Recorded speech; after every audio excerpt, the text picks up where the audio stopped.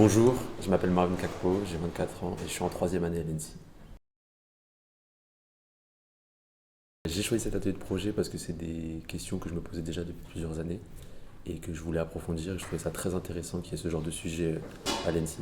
J'ai voulu profiter d'un atelier de projet à l'ENSI qui se focus sur ce sujet-là pour approfondir mes recherches et mon développement personnel. Pour mon premier rendu, j'ai fait beaucoup d'introspection pour comprendre pourquoi je me sentais plus légitime à me positionner sur ce sujet-là plutôt qu'un autre atelier de projet ou divers ateliers de projet par le passé. Quand je fais du design à l'ENSI ou en dehors, il y a toujours cette double identité qui ressort. Et donc comment on la montre? Est-ce qu'on se montre à 100%? Est-ce qu'on c'est quelque chose qu'on cache? Et j'ai décidé volontairement pour cet atelier de projet de le montrer à 100%.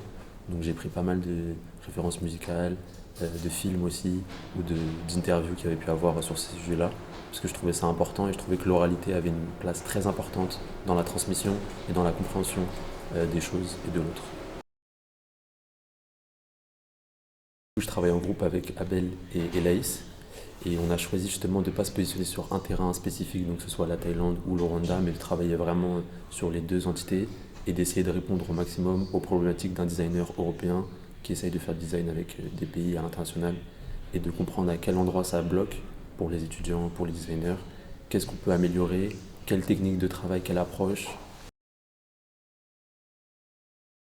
On a décidé de faire de l'archivage, donc de suivre l'atelier de projet dans sa globalité, d'observer les élèves, de leur faire des interviews comme là maintenant, et de vraiment collecter le maximum d'informations sur comment les élèves ont travaillé, comment ils ont compris, comment ils pouvaient travailler, où est-ce qu'ils bloquent, parce qu'il y a encore des élèves aujourd'hui qui n'arrivent pas à avancer sur les terrains. Tous ces questionnements-là, ils vont être hyper intéressants pour l'après. En fait, ça, on le fait même pas pour nous, on le fait plus pour les autres, pour quand il y aura un futur projet à l'international, à l'ENSI ou alors en tant que designer, qu'on ait déjà des clés et qu'on comprenne qu'est-ce qu'on peut et qu'est-ce qu'on peut pas faire, qu'est-ce qu'on peut faire et qu'est-ce qu'on peut pas répéter surtout. Le projet, il occupe une place centrale parce que c'est ça qui a fait qu'on n'a pas réussi à se projeter sur un des terrains. C'est qu'on avait tous les trois la vision que c'était encore. En fait, on a appelé l'atelier de projet post-colonial ERA et on a pris deux pays diamétralement opposés, donc la Thaïlande et le Rwanda.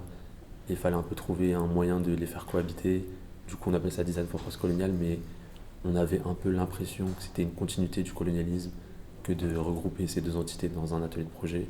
C'est pour ça qu'on s'est pas du tout c'est pas du tout senti à l'aise de répondre que ce soit au Rwanda ou pour la Thaïlande et qu'on a décidé de faire ça dans sa globalité. Et le but, c'est vraiment de comprendre, peu importe le pays ou le positionnement géographique, comment je peux travailler avec ces pays-là et à quel point je suis légitime de le faire. Est-ce que je le fais juste parce que je suis européen et que je suis dans une bonne école ou est-ce qu'on m'appelle vraiment parce que je suis spécialisé sur ce sujet-là et c'est moi qu'on vient chercher et pas tout ce qui m'entoure.